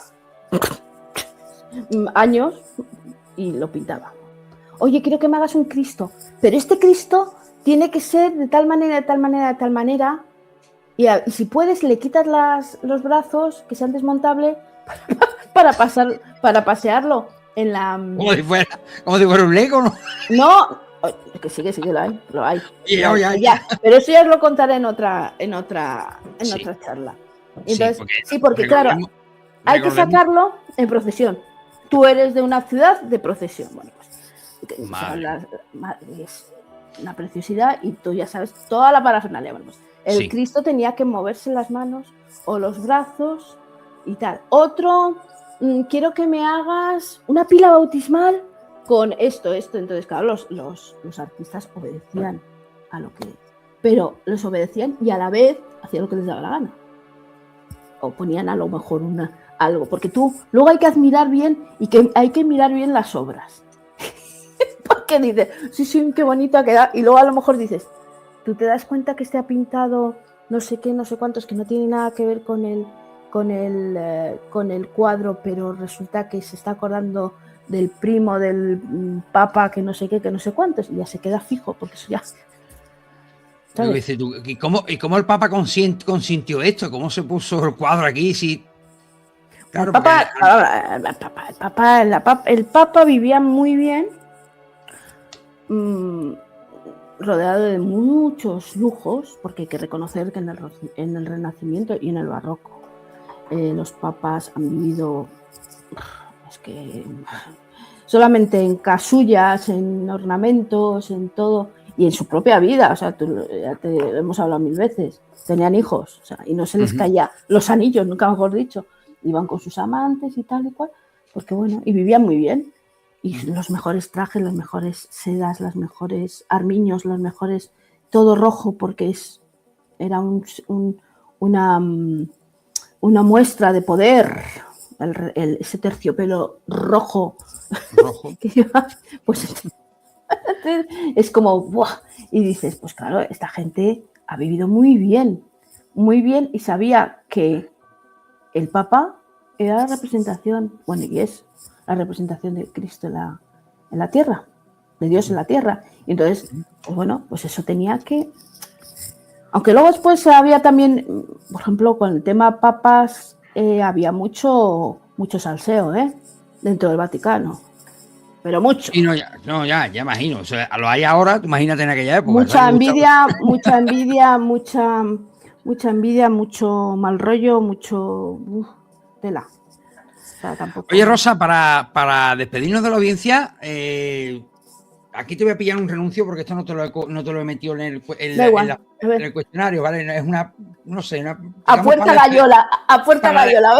Para despedirnos con buen humor, ¿sabes? Que sabes que sí. No, el buen rollo que tenemos tú y yo, pues yo creo que es lo que hace dinámico esto. Sí. Aprender historia de una forma diferente. Vamos a ver, tú imagínate que yo te doy una máquina del tiempo y tienes solo un día para ir al Renacimiento. Sí. ¿A quién te llevas contigo y qué travesura histórica haces para que se quede grabada en la historia? Uy, ¿A quién me llevo? Pero Tú te puedes llevar a un acompañante para ir y volver y entre los dos hacer una travesura histórica para que tú digas, la vamos a dejar aquí, vamos a hacer esto para que esto quede reflejado en los libros de historia. Y luego vuelves y tú ves tu hazaña escrita en el libro. Pues mira, iría sola, porque no Pues quiero mira, oye, pues, no por nada, sino porque si yo lo voy a hacer, lo hago yo. Y claro, yo no involucras a nadie. no, que no, porque oye, yo luego no quiero Responsabilidades. me lavo las manos. Yo nada, tira para adelante como el Alicante, o sea. Pues mira, que en el Renacimiento, pues yo creo que me gustaría plasmar mi firma en algún cuadro de un pintor importante del Renacimiento. Me da igual que sea Leonardo, Botticelli, cualquiera. Y poner mi firma. Y dibujar una rosa. O sea, poner rosa y una rosa en una esquinita, no en medio del... No quiero destrozar la obra de arte, pero... pues sí. Pero quedaría chulo, la verdad. Pues sí, la verdad es que sí, oye, la verdad es que no, sí. Tampoco destrozaría mucho, pero yo, de eso que vayas allí a Uffizi y dijeras, pero está aquí. Mira y que nadie supiera quién es Rosa y una rosa. Fíjate que yo me iría a ver al Papa Borgia y le diría 2 o 3 cosas. Bueno, es que Borgia, ya hablaremos de Borgia y de Maquiavelo. Yo le diría 2 o 3 cositas, ¿sabes? Al muchacho que tela. Qué malo, ¿eh? Es que era, el único papa español que había y fíjate tú cómo salió. Pero es que además era muy malo. Sí. Se juntó mucho con Maquiavelo, que tela marinerita, Maquiavelo. Y depende de la parte de la historia que te cuentes, te lo pintan como bueno o como malo. Bueno, yo siempre diré que los Borgia, toda la familia Borgia, eran malos. O sea. No, digo Maquiavelo. Que Maquiavelo. Pues Maquiavelo, yo creo que Maquiavelo fue malo. O sea, no es que fuera malo, pero era un amargado en la vida. Yo he leído libros que lo pintan como buena persona, como que estaba siempre del bando correcto de la historia, por así llamarlo. Pues yo no creo que cuando estuviera con Borges estuviera en el bando correcto de. Claro, es lo que me extraña a mí. Porque, por ejemplo, quisieron involucrar, y eso lo hablamos la otra vez, creo, a Leonardo. Sí. Cuando estuvo con él, para que hiciera muchos artilugios militares y demás y cual y tal. Entonces Leonardo tuvo la suerte que fue listo y dijo, yo me voy de aquí. Supo verle las intenciones. Bueno, es que los Borgia...